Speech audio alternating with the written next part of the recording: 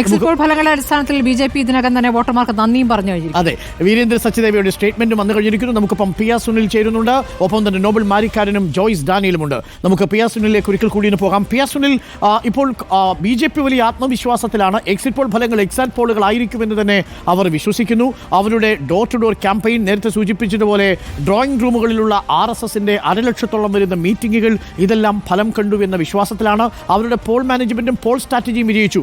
കേവലം 8 സീറ്റുകളിൽ നിന്ന് 45 സീറ്റുകളിലേക്ക് ബി.ജെ.പിയുടെ വളർച്ചയെന്ന് പറഞ്ഞാൽ ബി.ജെ.പിക്ക് അത് നൽകുന്ന ആത്മവിശ്വാസം ചെറുതായിരിക്കില്ലല്ലോ പി എസ് സുനിൽ.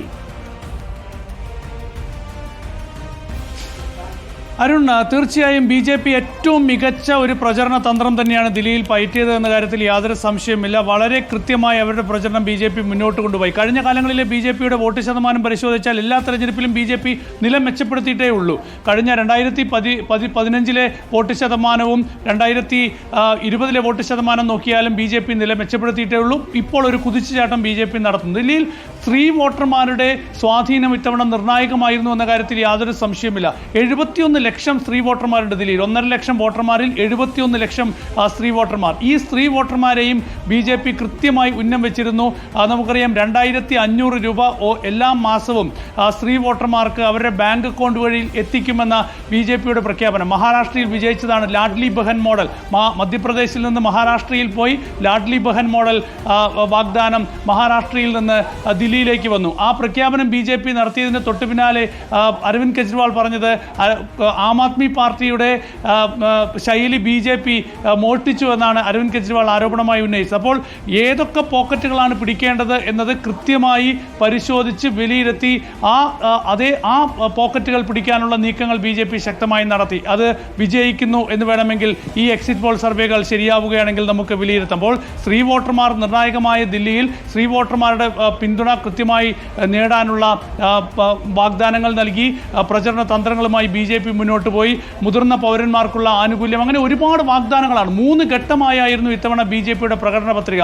അസാധാരണമായത്. സാധാരണ ഒരു തെരഞ്ഞെടുപ്പിൽ ഒരു പ്രകടന പത്രിക പുറത്തിറക്കി ആ പ്രകടന പത്രികയ്ക്ക് മുകളിൽ പ്രചരണവുമായി മുന്നോട്ട് പോകുന്നതിന് പകരം ദില്ലിയിൽ 3 ഘട്ടമായാണ് പ്രകടന പത്രിക ബി.ജെ.പി. പുറത്തിറക്കിയത്.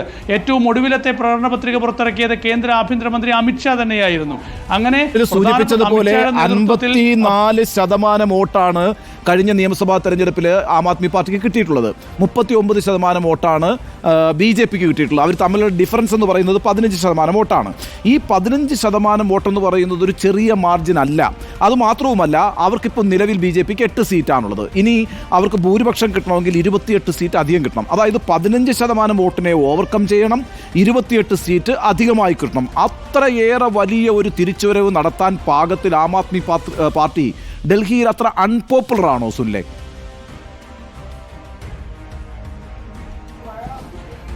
തീർച്ചയായും അല്ല. ആം ആദ്മി പാർട്ടി അൺപോപ്പുലർ അല്ല. പക്ഷേ ആം ആദ്മി പാർട്ടിയുടെ കഴിഞ്ഞ കാലത്തെ പ്രവർത്തനങ്ങൾ തീർച്ചയായും ആം ആദ്മി പാർട്ടിക്കെതിരെയുള്ള ഒരു വികാരം പല മേഖലകളിലും ഉണ്ടായിട്ടുണ്ട്.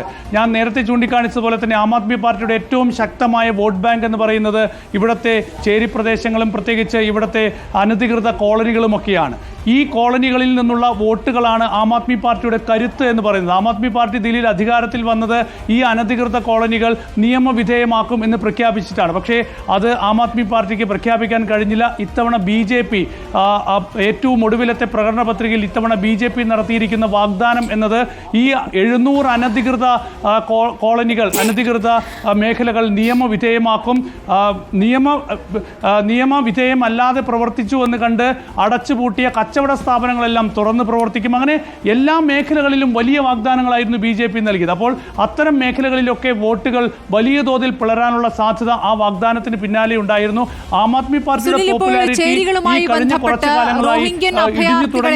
അഭയം നൽകിക്കൊണ്ട് അവരെ വോട്ട് ബാങ്ക് ആക്കുന്നു എന്നുള്ളതാണ് അമിത്ഷാ തന്നെ കേജ്രിവാളിനെതിരെ ആരോപണം ഉന്നയിച്ചിരുന്നത്. ഇപ്പോൾ ചേരികൾ അങ്ങനെയാണെങ്കിൽ പൊളിക്കുന്നതുമായി ബന്ധപ്പെട്ട് കേജ്രിവാൾ തിരിച്ച് ബി.ജെ.പിക്കെതിരെയും ആരോപണം ഉന്നയിക്കുന്നത്. അപ്പോൾ ആ വോട്ടുകൾ, ചേരികളെ വോട്ടുകൾ എങ്ങനെയാണ് ബി.ജെ.പിയിലേക്ക് പോകുന്നത്?